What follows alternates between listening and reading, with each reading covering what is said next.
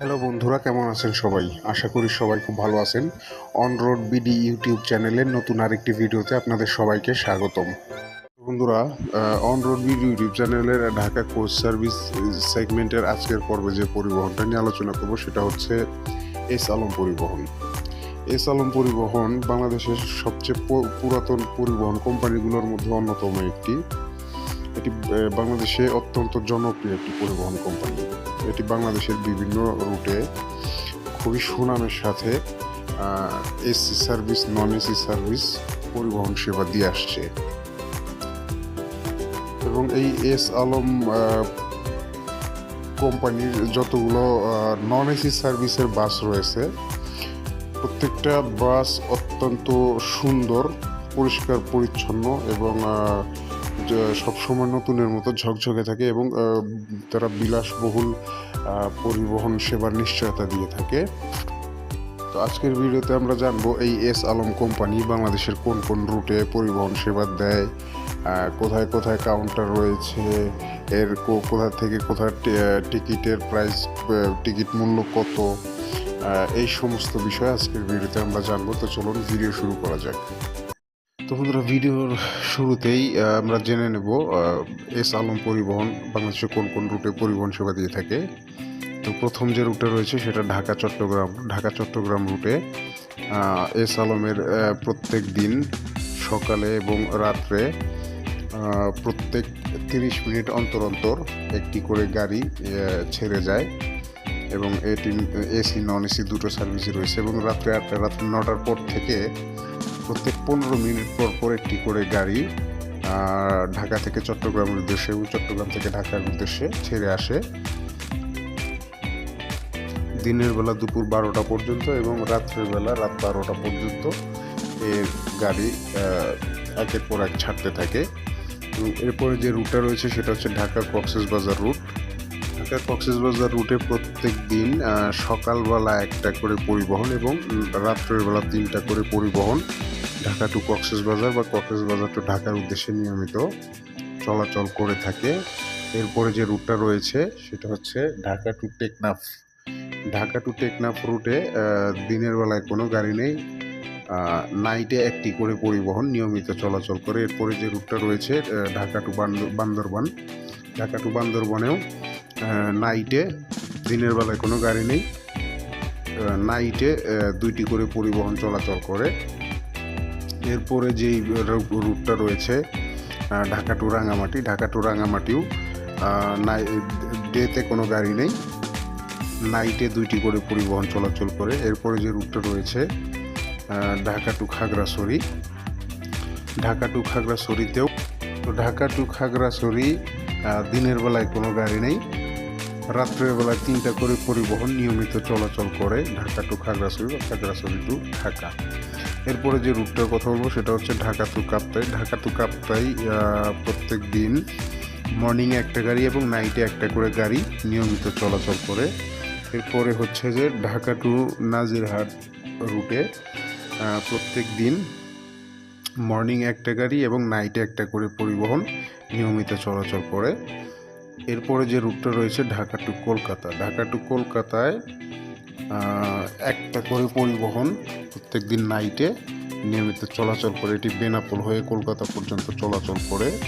এটি শুধুমাত্র AC service পরিবহন সেবা দিয়ে থাকে। তো এই ছিল এস আলম পরিবহনের কয়েকটি রুট সম্পর্কে তথ্য।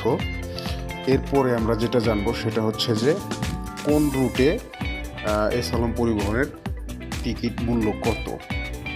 তো বন্ধুরা, এখানে শুধুমাত্র আমি নন এসি সার্ভিসের টিকিট মূল্যটা বলতে পারবো, কারণ এইটাই লিস্টে দেওয়া আছে, এসি সার্ভিসেরটা দেওয়া নেই, যার কারণে সেই সম্পর্কে আমার কাছে কোনো তথ্য নেই। তো Dhaka to Chittagong non AC সার্ভিসের ভাড়া হচ্ছে 680 টাকা, Dhaka to Cox's Bazar non AC সার্ভিসের ভাড়া হচ্ছে 1000 টাকা, Dhaka to Teknaf non AC সার্ভিসের ভাড়া হচ্ছে 1200 টাকা, Dhaka to Bandarban non AC সার্ভিসের ভাড়া হচ্ছে 900 টাকা, Dhaka to Rangamati non AC সার্ভিসের ভাড়া হচ্ছে 870 টাকা, Dhaka to Khagrachari non AC সার্ভিসের ভাড়া হচ্ছে 750 টাকা, Dhaka to Kaptai non AC সার্ভিসের ভাড়া হচ্ছে 800 টাকা। Dhaka to Nazirhat non AC সার্ভিসের ভাড়া হচ্ছে 780 টাকা। Dhaka to Kolkata non AC সার্ভিসের ভাড়া হচ্ছে ঢাকা টু কলকাতা এসি পরিবহন চলাচল করে, এটার ভাড়া হচ্ছে 1600 টাকা। এবং ঢাকা টু বেনাপোল, ওই যে গাড়িটা কলকাতা চলাচল করে ওইটাই বেনাপোল হয়ে যায়, তো বেনাপোল পর্যন্ত এর টিকিট মূল্য হচ্ছে 1300 টাকা এবং এটা এসি সার্ভিস। তো এই ছিল এস আলম পরিবহনের রুট এবং রুটের ভাড়া সম্পর্কে, টিকিট মূল্য সম্পর্কে তথ্য। তো ভিডিওর এই পর্যায়ে আমরা জানবো এস আলম পরিবহনের কাউন্টার, টিকিট কাউন্টার কোথায় কোথায় আছে, আপনারা কিভাবে কোথা থেকে টিকিট সংগ্রহ করতে পারবেন সেই সম্পর্কে তথ্য। তো প্রথমে আমরা জানবো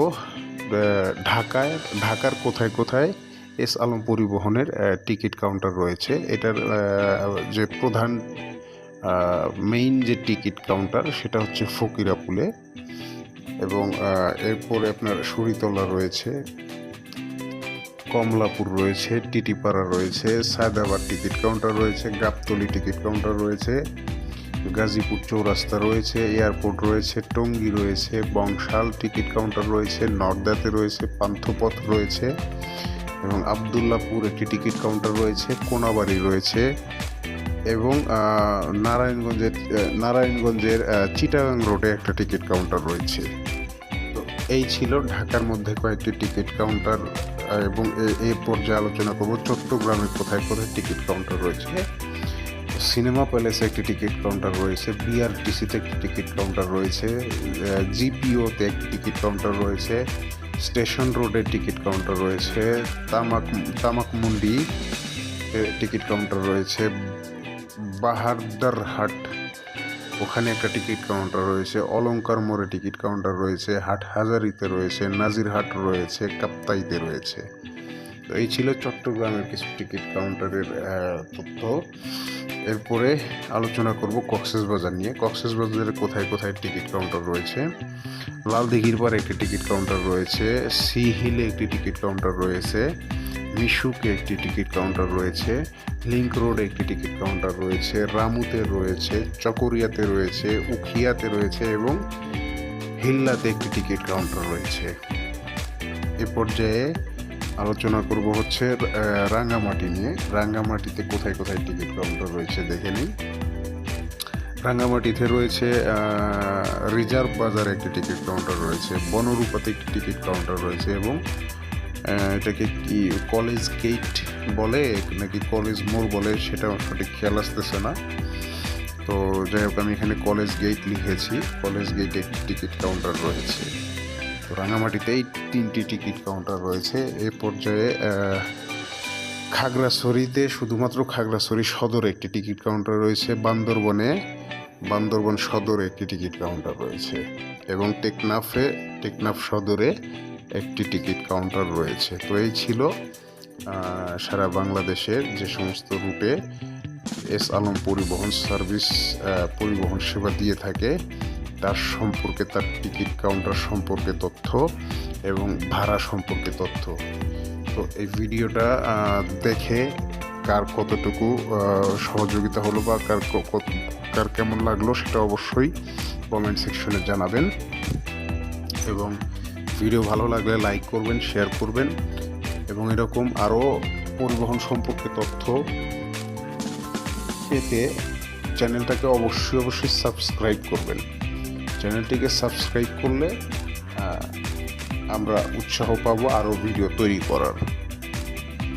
তো কথা হবে পরের ভিডিওতে, সে পর্যন্ত ভালো থাকবেন।